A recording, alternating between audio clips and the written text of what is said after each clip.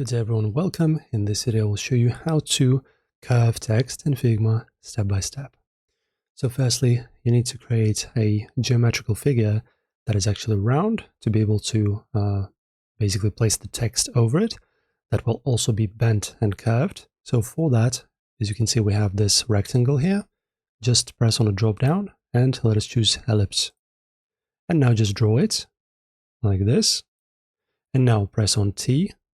And after that, when you're adding a text, you will have this curve button, as you can see, this little indicator, and then just press.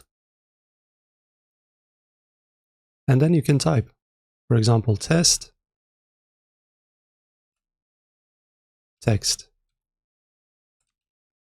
for you, something like this. And as you can see, it's curved. Also, you can make it, of course, a little bit smaller.